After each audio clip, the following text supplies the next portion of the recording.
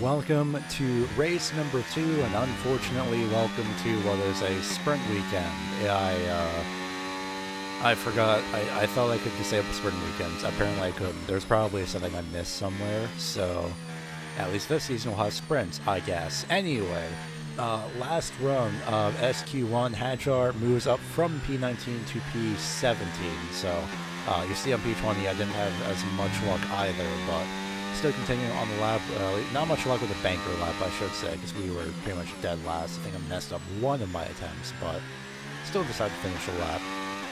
But, yeah, welcome to Shanghai. By this point, I am on 105 difficulty, so I decided, alright, with how well the first race went, and the fact that I finished top 10, I should probably bump up the AI difficulty a little bit. Have a little bit more of a challenge, and oh boy, was that ever a mistake here at this track, considering it is brutal, to say the least. Especially I think around Sector 2, the tail end of Sector 2 is a little bit difficult, to say the least. I guess technically the start of Sector 2, tail end, I don't know, middle through Sector 2. Anyway, long straightaway, very easy. It's a long straight line. I don't know what you want to talk about at this point. It's sprint qualifying. It's a sprint weekend, unfortunately. Top speed of 346, just barely top speed of 346 kilometers per hour, as we will just come up to the back of the Sauber of Hulkenberg, who almost kind of gets in our way, sort of, but also realistically not really. And we go up from P20 to P16. Very unfortunate. We did qualify behind Antonelli. The fact that Antonelli was P15 says a lot, but we missed out by just that much. Welcome to today's sprint. This is shaping up to be another fantastic weekend.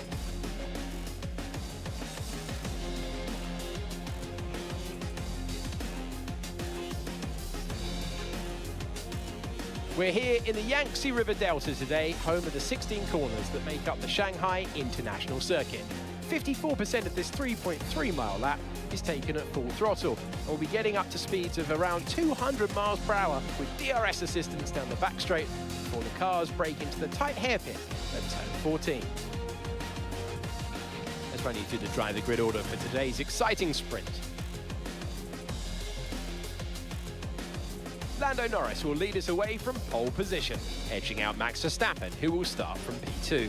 Considering the rest of the grid, we have Piastri, Leclerc, George Russell and Hamilton, Tsunoda, Alonso, Antonelli and Carlos Sainz, Albon, Stroll, Pierre Gasly and Ocon, Colapinto, Frostbite, Ollie Behrman and Isaac Hadjar, Hulkenberg and Gabriel Bortoleto completes the grid.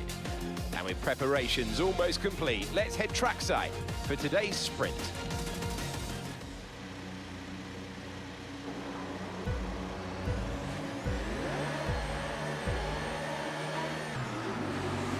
And we are underway for the first of however many sprints. I actually don't remember how many sprints, or which tracks have which sprints, but we get a lightning start in comparison, but we have to back out since Stroll and Albon are side by side, but we immediately move up from P16 to P13, so there is a chance that we could go back to back in getting points, and we're going to try and make it 3 wide around the outside of Stroll and Albon, not the outside of Stroll, but unfortunately, we just couldn't get that traction on the outside. I kind of expected that. I figured I'd go for it anyway.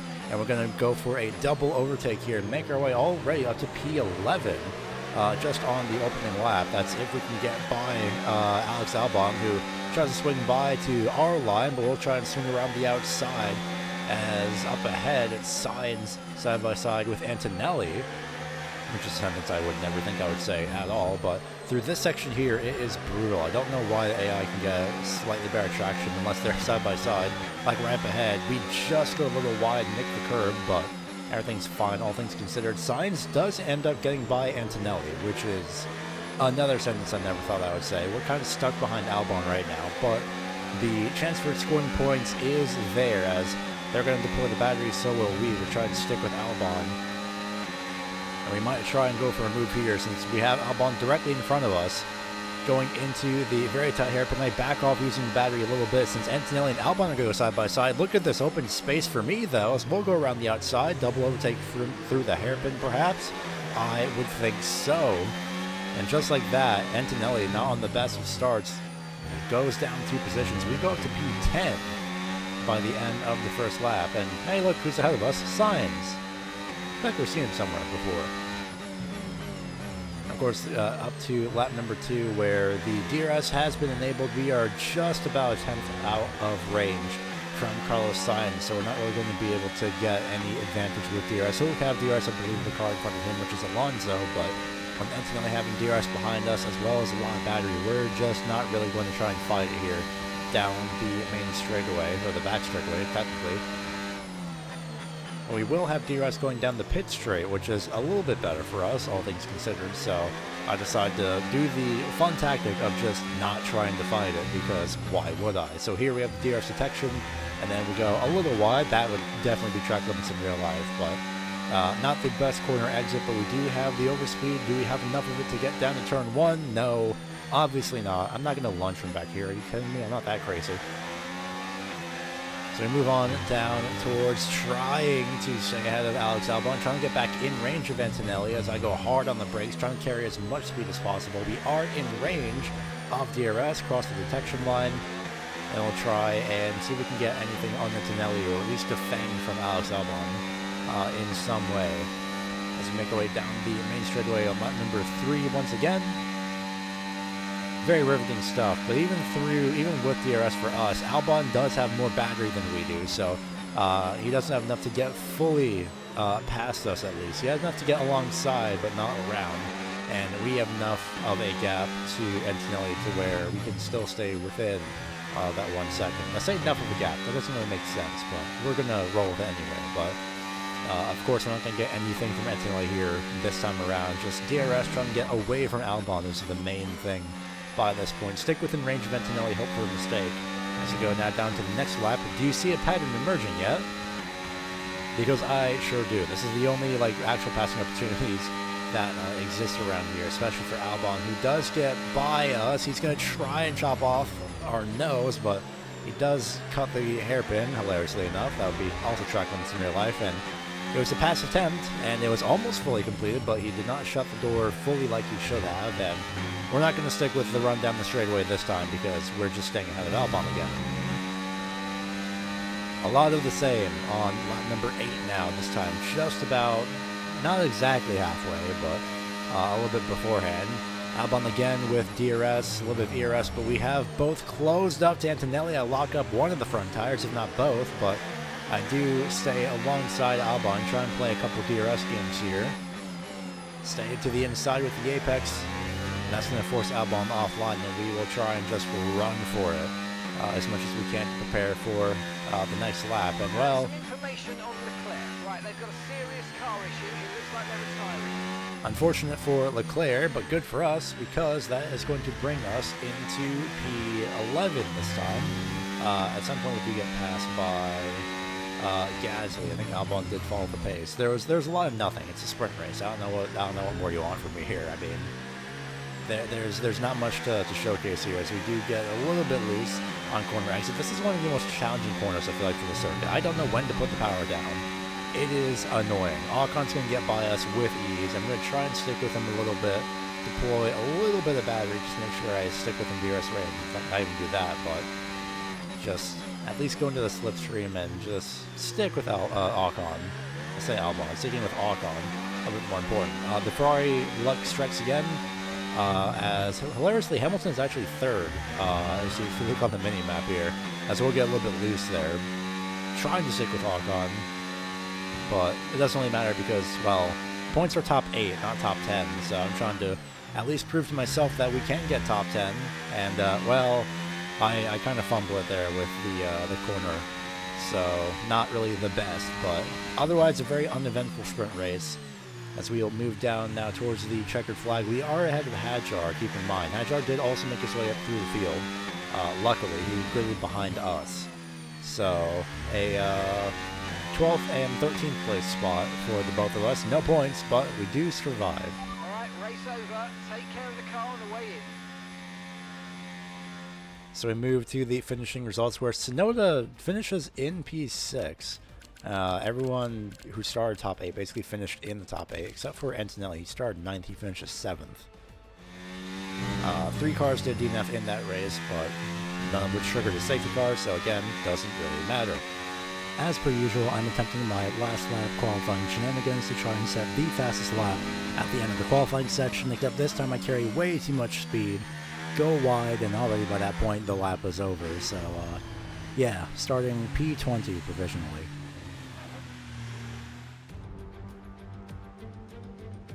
The Chinese Grand Prix then is upon us once again, a race that saw Michael Schumacher claim his final Formula One victory in 2006, as well as Red Bull's first with Sebastian Vettel in 2009. There's no doubt plenty more drama to come here in Shanghai. The ever-tightening turns 1 and 2 will prove tricky in the slippery conditions here in Shanghai, and anyone that slides wide will lose a lot of time getting back on track. Turn 14 should still be the best place for overtaking, but we'll have to see some improvement in the weather before the drivers can take advantage of that DRS assistance. It's time to see how our drivers are stacking up after yesterday's exciting qualifying session. Lando Norris put in a fantastic lap yesterday, and he will start from pole position, and Max Verstappen lines up alongside. Looking down the rest of the grid, we have Piastri, Russell, Sir Lewis Hamilton and Alonso, Antonelli, Sainz, Hadjar and Pierre Gasly, Ocon, Behrman, Franco Colapinto and Hülkenberg, Tsunoda, Bortoleto, Frostbite and Charles Leclerc. Albon and Lance Stroll brings the grid to a close. It's almost time for the lights to go out, so let's head down to the track where preparations are underway.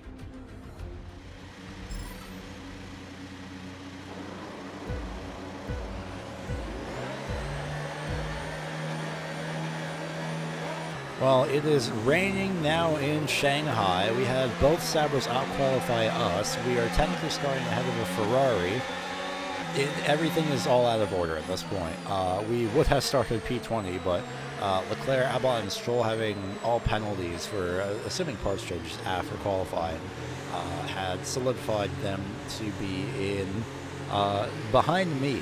So good enough for me. I'm going to try the sneaky outside pass once again, but this time the traction just does not help well. Tsunoda, interestingly, after such a good run in the sprint, is now into P15, shockingly. I'm trying to keep the car under me, and I nearly run into the back of Nico Hülkenberg. I had to dive to the curb to avoid nailing the back of his car and damaging my front wing. With that pass, though, we do get by Tsunoda, shockingly, somehow. So it is wet. It is properly wet. We all have wet tires, and it's going to be a few laps yet before it lightens up, but right now we have to try and fight the conditions, at least for the moment. The forecast was so approximate that it showed the first half of the race being in wet conditions. Spoiler alert, the first half of the race was not in wet conditions. I know it's supposed to be approximate, but I don't think the forecast is supposed to be off by an equivalent of like 30 minutes in real life. There can be some like changes, yes, but that was a little. I'm not a meteorologist, so I don't know how radar and forecast should work, because we are struggling down the main straightaway. I just go full defensive, and I should really download the mod that darkens the tire, because that tire should not be as light blue as it is. That should be a much deeper blue, and I don't know how EA somehow managed to mess that up. But hey, now that we have updates in March, maybe, allegedly, probably, 2026 updates anyway, the lifespan is increased by another year of the game, so hey, maybe we'll actually get quality of life updates that fix stuff that should have been caught in the beginning. You never know. I'm recording this VO the next day. I said I was recording all the VOs in the first race, all on the same day. I was not. I was tired. My voice was dead. So it's the next day, is the 26th of January. While I'm here and passing Nico Hülkenberg, my ranking so far of the liveries, actually I'll probably just do that on the podcast, but Audi is definitely the worst livery for sure. It's kind of boring. I thought the whole point of their livery concept color reveal thing was like, oh yeah, this is a stand. This is like a placeholder livery. It's just revealing the cover, the colors we have in the car. No, it was just the livery, but slightly different. As well, Colapinto has a slightly different breaking point, and as far as I remember, I don't think Colapinto's in 2026 in F1. No, I think he is actually. So we'll see how that goes for him as he breaks early. But we move on to the next lap, to lap 3. We'll sneak to the inside of Colapinto. Interestingly, speaking of Colapinto and Alpine, they have the same livery as the 2025 car, so I guess if it's not broken, don't fix it. But still kind of weird, but I'm all for it. And there is the message. 3 laps in, as already a few cars up ahead of us will be boxing. We're choosing to stay out. It's a good majority of the field. Some double stacking, very interestingly, but at least like 3 or 4 of us have decided to stay out while the entire rest of the grid is in pit road. I know it's going to be chaos. I don't want to be caught up in all that. So Isaac has been caught up in all of that. So it's going to be the top 4 of Antonelli, me, and Bortoletto. Well, I say top 4, top 3. I can count. As I overshoot the pit entry. Every single time I try for the pit entry here, I always end up overshooting it. And we just, with 5 kilometers to spare, come into pit road. So that's a matter of seeing where the heck we're going to shake out. Keeping in mind, I think we're about like 10th or 11th, just the last lap. So the field has been properly shuffled and sorted and what have you. And we are going to very quickly get on the power as much as possible. Ocon goes by us, and we come out in front of Isaac Hadjar. So staying out for that 1 extra lap did do us some favors here. As, well, on the interconditions, the car had just absolutely come alive for me. I don't know why. I don't know how. I'm still 105 difficulty, by the way, throughout this race as well. So I don't know what happened with the interconditions. I don't know if it's the car performance or what. But the performance just came alive for me. So we make our way by Ocon up into P8 to get ourselves 4 points total. We set the session fastest sector 1. That's still a tongue twister. We end up catching up to Kimi Antonelli. We're going to use a little bit of overtake to get to his left-hand side. He backs out immediately, fair enough. And we do get by him, and we set our sights on Sainz. Now that I think about that, I said that last race too. It's very interesting how Sainz is becoming a familiar face here, and he's P6 in the West. We're not the only one who is outperforming the car effectively. As we do end up catching Sainz by the end of the back straightaway on lap 10 now, and setting up a pass here on the main straight, or at least we would if there wasn't a yellow flag, because that is a McLaren that is down and out on the main straight. This would definitely be a safety car in real life, if not a virtual safety car, as that is Piastri, the race winner of the first race of the season. He is down and out. We get by Carlos Sainz, and just then a VSC is deployed. Should have been deployed a little bit sooner if you ask me, but you know what? That works for me. And luckily we get rid of that stupid objective, so the VSC ends. I try and see if I can time the acceleration a little bit better, but I kind of get called out here in a sense with the ending of the VSC, but it doesn't really matter. Luckily there is no DRS, so we don't have to worry about that down the main straight. So we move on to lap 14 to pit stops, my favorite, where we have to overtake Russell by lap 22. I was well behind Russell, so I don't know why they gave me that, but because of me going in, that target has been reset. So it's now to dry conditions. I decide, instead of going to mediums, I do the same option of going to mediums. Actually, I was going to change to hard tires there. It's been a while since I've done this, so it's been a while since I've actually raced the actual race. So interestingly, we come out behind not only Russell but also Hamilton, who's P3 by the way. So Hamilton up for a back-to-back podium perhaps in a Ferrari, where Leclerc is out of the same race. So we try and get by. It's just not going to work. I mean, Hamilton and Russell, both of them are just so painfully slow. I'm trying to figure out a way to get by. The track is still technically drying, so we finally make our way by. It's like being stuck behind somebody on an on-ramp of the interstate in the U.S. and you're just like stuck behind them, and once the lane opens up, you just go to the next lane and gun it. That is what it feels like when I was stuck behind Russell. So we are in a podium position.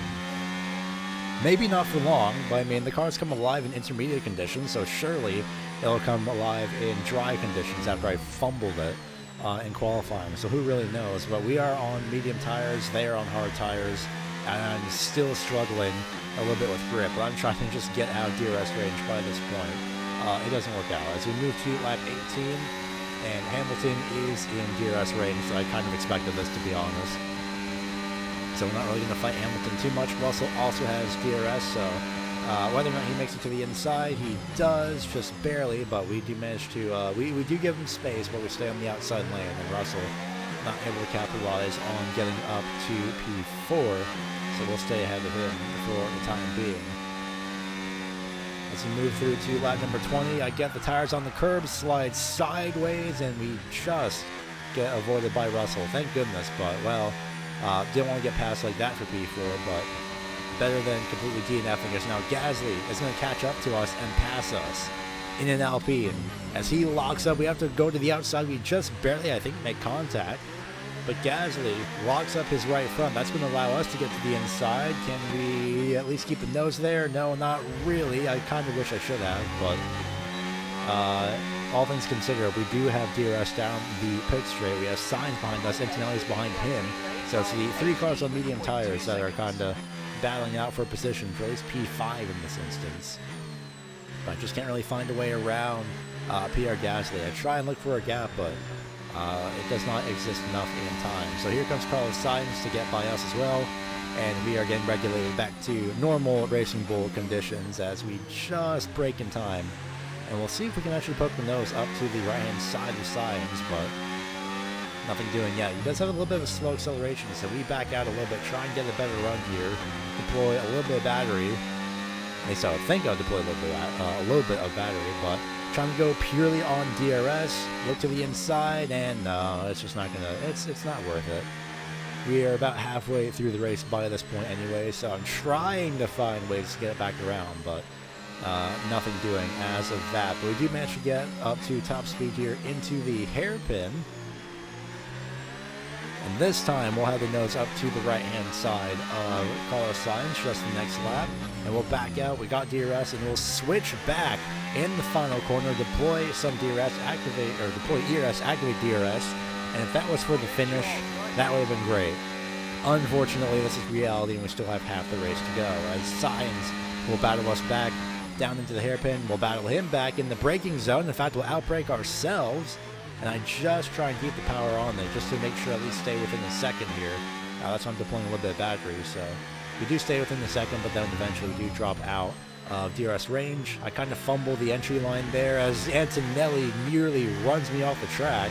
Somehow that time out of corner exit, he manages to actually stay off of, to avoid hitting me in the left-hand side, which I greatly appreciate. But by this point, I was pretty much focusing on trying to save battery and everything, not use as much as possible, because it's kind of pointless. Antonelli's on hard tires. I mean, I can try and stay within range of Antonelli, and that is what I end up doing here down the back straightaway. But realistically speaking, it's just not worth battling for position, considering I try and go for the switchback. It does work, kind of sell the dummy. The one time that the AI actually goes to defend, I not go behind and switch back, so a very successful pass down into the hairpin. But Antonelli's going to get us right back out of turn 1 into, I believe, turn 4. Around the outside he goes, and I'm going to try and find it a little bit, but just not worth it at the end of the day. So we will move on down to, I believe, the back straightaway, though, on lap number 28.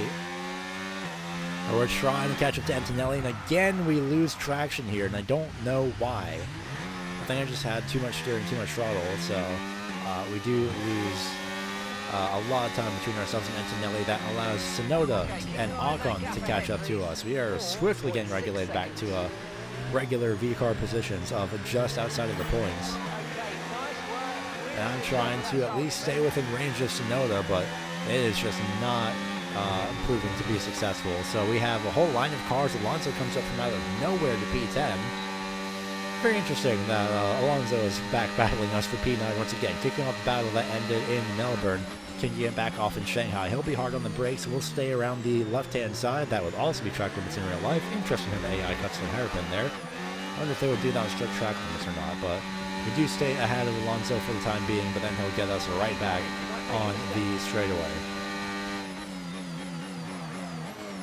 And we do end up locking up, nearly running in the back of Alonso. Ocon tries to capitalize, but nothing doing there. Nothing happens down the pit straight, so we move on to lap 36 for our last pit stops. As Alonso goes in, so do we. We'll follow through. And we don't overshoot this time, as we're trying to go full bore almost into pit road, and that time it's a much better pit entry. So while I have the chance to mention it, actually I don't think I do now that I think about it. I don't know what I was going to mention, but it's pit road. There's not really much to talk about except for this particular stop.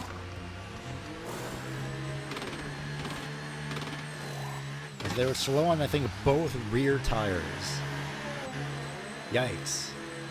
So much for that expected pit stop time. We have now lost. That basically lost us the position to Hadjar, all things considered. So we would definitely be ahead of Hadjar if they didn't follow the pit stop. And we probably wouldn't be under fire from Bortoleto if I didn't spin, first of all, but also if we didn't have that pit stop issue. So it is all starting to cascade further and further down as Bortoleto and Colapinto are battling amongst themselves. I'm trying to get alongside Colapinto. Still trying to get alongside Colapinto. I'm not backing out here because it's Colapinto, so I do the same pass that I've done before.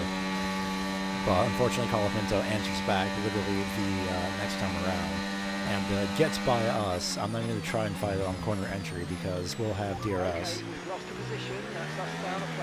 Trying to get the better traction out of the corner, trying to follow in the slipstream, but nothing as of yet. We'll try and get the run here down the pit straight with about 17 laps to go, I think, once we cross the start-finish line. I've learned my ways of counting. I've been incorrect last time, in the moment last time, but I can count that we have gone up one position, at least if Colapinto would kindly go the opposite direction of forward.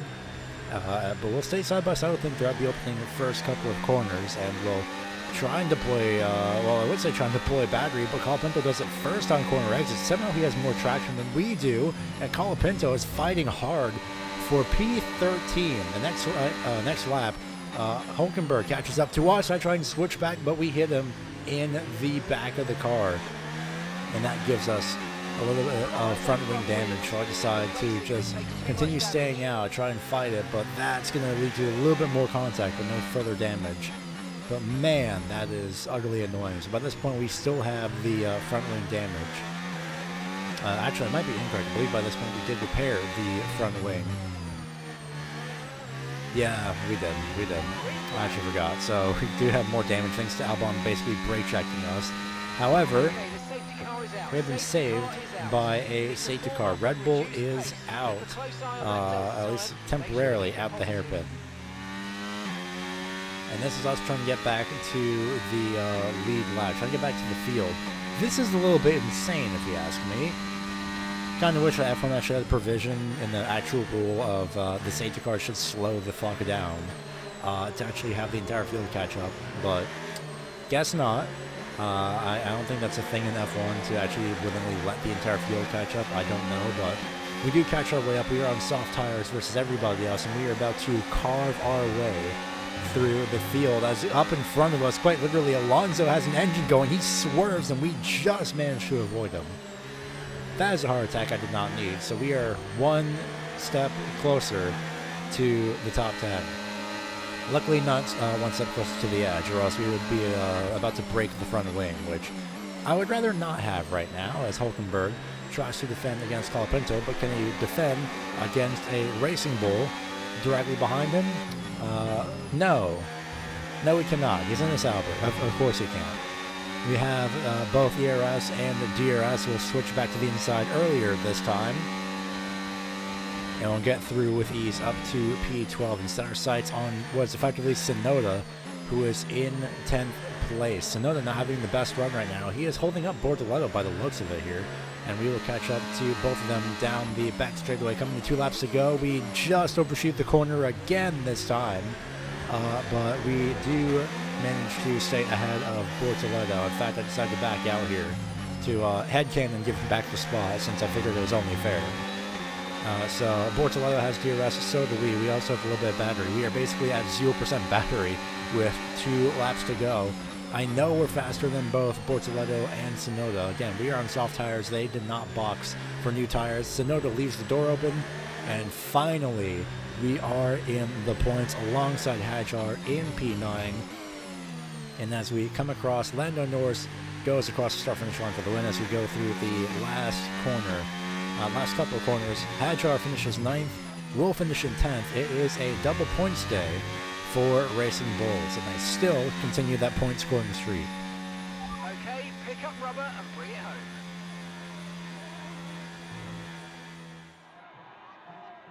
Plenty to get stuck into afterwards, but now the podium for our top 3 drivers.